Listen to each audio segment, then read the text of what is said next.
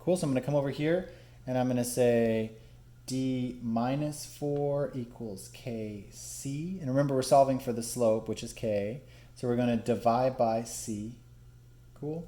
And we get the slope, or k, is d minus 4 divided by c. Let's see which one that is. D minus 4 divided by c, a. Get that right. So this is number 8a. Yep, correct. Now the rest of these, there isn't one that's going to try to mislead you. You actually have to solve this. So step 1, plug in the point CD. Step 2, actually solve for the k value. You have to recognize that that k value is the slope. So if you did that, great. And if you got stuck, that's okay. That makes sense, right? You recognize that k is the slope, but they want to know, they want you to define k in terms of everything else.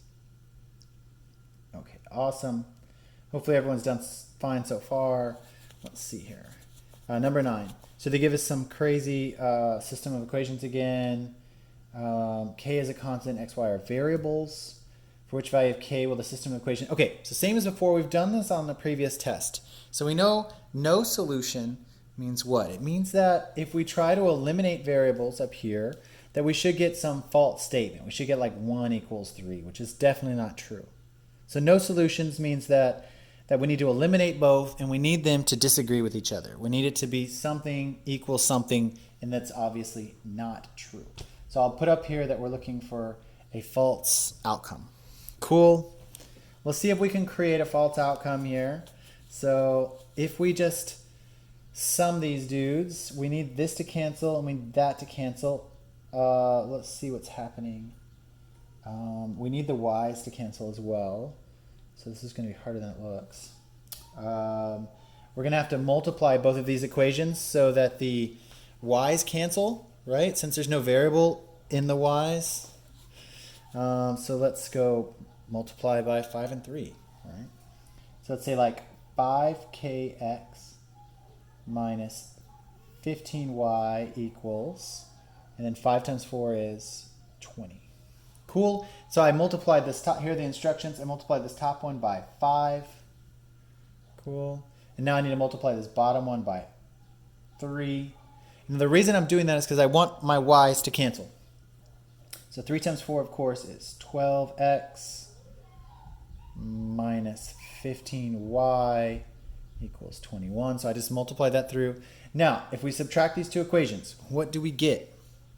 We're going to get some, and this is really what we want out of this. We want this piece right here. Clearly the y's cancel, right? And we need this piece to also cancel. So I'm just going to equate these guys. I'm going to say 5k minus 12 is going to equal 0. We want it to go to 0. Or we could just equal them to each other. It's equivalent. And of course, here's where the contradiction falls out. So we're going to get 20 minus 21 is what? So we're going to get 0 on this side. And we're going to get 20 minus 21 is 1. Good. So 0 does not equal 1. So that's where that contradiction comes out. But only if this cancels. Can you see how this needs to cancel? That needs to go to 0. This goes to 0. And obviously 0 does not equal 1. So the only way for that to happen is for, right up here, 5k to equal 12. Cool? 5k minus 12 equals 0. I just skipped that step. So k must be what? 12 fifths. That's the only way to get no solution out of this. So let me kind of erase some of this so you can see the answer choices. We're looking for 5/12. Do we have that? Oh, excuse me, 12 fifths. That's my dyslexia kicking in. There you go. That should be A, right? So that is number 9A. That's correct. All right, so that one was particularly hard, right? This one is possibly skippable as well. So honestly, I would have given, only in retrospect, would I have given this a skip as well. Cool? So this might not have been worth your time, particularly if you didn't just love system of equation problems. Okay, number 10. So this should be the last one that we should really dedicate ourselves to. In the xy plane, the parabola with the equation y equals x minus 11 squared intersects with a line y equals 25 at 2 points A and B. What is the length of segment AB? Let me read this again. So we have some parabola there. We have a line there. And it says that it hits at 2 points. So let me draw out what they're talking about. So here's like a parabola. Here's a line. So it's saying that it intersects with the line with the equation y equals 25 at 2 points, A and B. Okay, so here's the visual I have in my mind for this problem.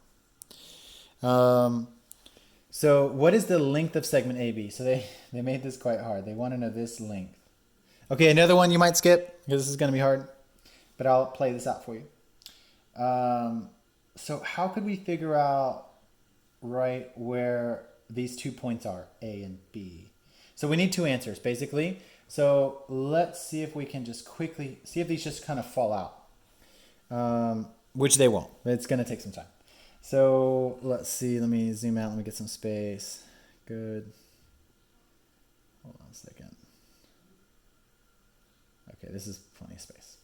Okay, so the way we set these intersection problems up, before we just had intersecting lines, right? But now we have actual parabolas intersecting lines. So the way you would do it is you would equate y to y. And so you'd say x minus 11 squared equals 25. So this is going to demand that we give an x value, right? Two answers, two x values, right? That satisfies this equation, right? And that's going to be the two x values. That's going to be the x value of A and the x value of B. Does that make sense? So we're going to solve for both of those values right now. So obviously we could square root both sides and we get x minus 11 equals 5. And the dual answers come here, plus or minus 5. And then we just need to say x should equal 5 plus 11, which is 16, or negative 5 plus 11. So what is that? That would be 6. Let's double check that. Yep. So here's our two x values, either 16 or 6. Cool. So there's that first bit of math. Hopefully that makes sense so far. Good. Now we know that. Now we just plug it back into either equation and we can figure out the other side of it. So clearly this is just a vertical, this is just a horizontal line. So it's kind of interesting. So it's like, I don't know why I didn't draw it like that earlier. It's like this. So we can just figure this out quickly, I guess, if we just plugged it in. So let's plug it into the other equation to figure out our coordinates. So this has to be at 25.